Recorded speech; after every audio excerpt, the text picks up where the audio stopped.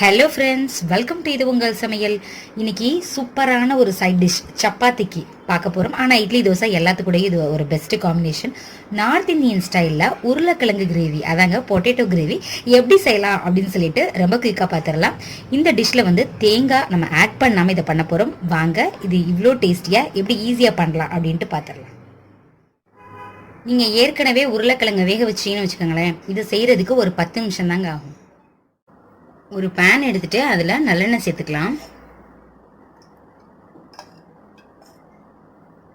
எண்ணெய் காயட்டும். ஒரு பிரியாணி இலை, அப்புறம் கொஞ்சமாக சீரகம்,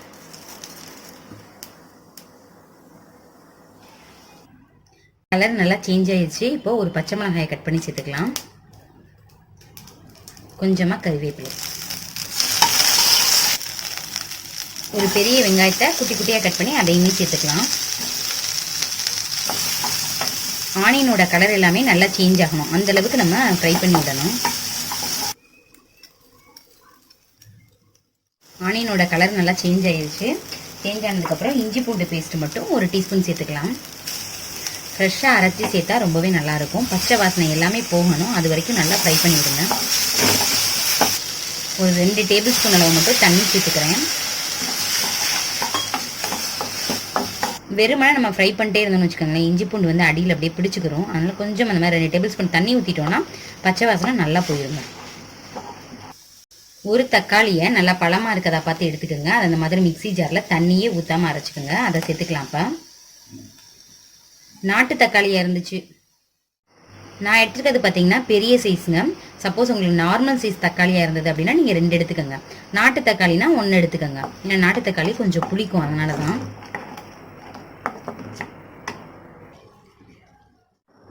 ஒரு நிமிஷம் நல்லா கொதிச்சிருச்சு. இப்போ பார்த்தீங்கன்னா இதில் 1 டீஸ்பூன் மிளகாய்த்தூள் சேர்த்துக்கலாம். 1 டீஸ்பூன் மல்லித்தூள் சேர்த்துக்கோங்க. நல்லா மிக்ஸ் பண்ணி விடுங்க.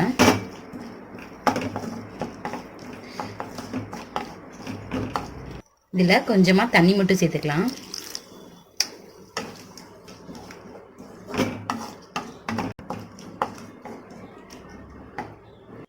இந்த டிஷ்க்கு தேவையான அளவு உப்பு சேர்த்துக்கலாம்.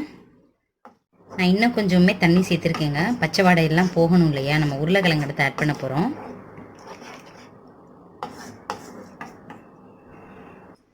இதில் ஒரு உருளைக்கிழங்கு வந்து இந்த மாதிரி மசிச்சு வச்சுருக்கேன், அதை முதல்ல சேர்த்துக்கலாம்.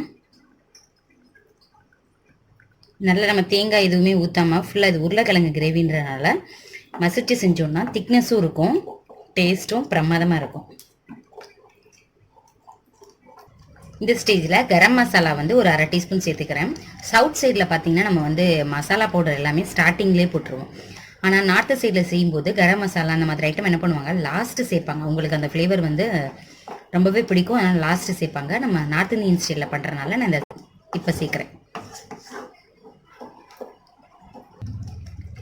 இப்போ நல்லா வந்து கொதி வந்துட்டுருக்கு. இந்த ஸ்டேஜில் என்ன பண்ணலாம், உருளைக்கிழங்கு சேர்த்துடலாம். உருளைக்கிழங்கு வந்து கட் பண்ணி சேர்க்கணும்னு அவசியம் இல்லை, நீங்கள் வந்து கையாலே இது பண்ணி விட்டாலே போதும்.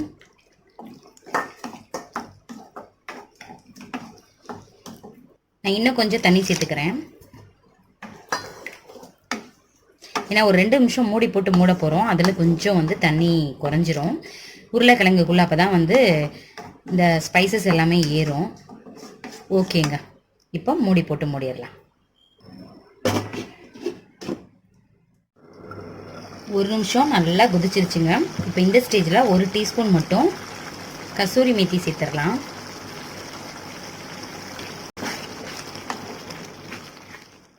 இது வேறு ஒன்றும் இல்லை, வெந்தயக்கீரை தான். நல்லா ட்ரை ஆக்கி வச்சுருப்பாங்க, நம்மளே வீட்டில் பண்ணிடலாம். இன்னொரு 5 மினிட்ஸுக்கு இது நல்லா கொதிக்கட்டும். மூடி போட்டு மூடிடலாம். 5 மினிட்ஸ் ஆயிடுச்சு. இப்போ பார்க்கலாம். நல்லா கொதிச்சிட்ருக்கு, நல்லா வாசனை வருது. அவ்வளோதாங்க, ரெடி ஆயிடுச்சு. உங்களுக்கு வந்து கொத்தமல்லி தழை வந்து சேர்க்கணும் அப்படின்னா நீங்கள் சேர்த்துக்கோங்க. நான் மேத்தி லீவ் சேர்த்ததுனால இன்றைக்கி கொத்தமல்லி தழை எதுவுமே நான் சேர்க்கலை. இப்போ பிளேட்டுக்கு ட்ரான்ஸ்ஃபர் பண்ணிவிட்டு காமிக்கிறேன். ஒரு குட்டி பவுல் எடுத்துக்கோங்க. அதில் ஒரு டீஸ்பூன் மட்டும் எண்ணெய் சேர்த்துக்கோங்க. 1/2 டீஸ்பூன் மட்டும் கரம் மசாலா, 1/4 டீஸ்பூன் மிளகாய்த்தூள் சேர்த்துட்டு உடனே ஸ்டவ் ஆஃப் பண்ணிடுங்க, இல்லைன்னா கருகிடும். நம்ம எடுத்து வச்சிருக்கோம் இல்லையா, சேர்த்துடலாம். சேர்த்ததும் மிக்ஸ் பண்ணிடுங்க. இந்த பொட்டேட்டோ கிரேவியை செஞ்சு பார்த்துட்டு எப்படி இருந்துச்சு அப்படின்னு சொல்லிட்டு எனக்கு கமெண்ட் பண்ணுங்க.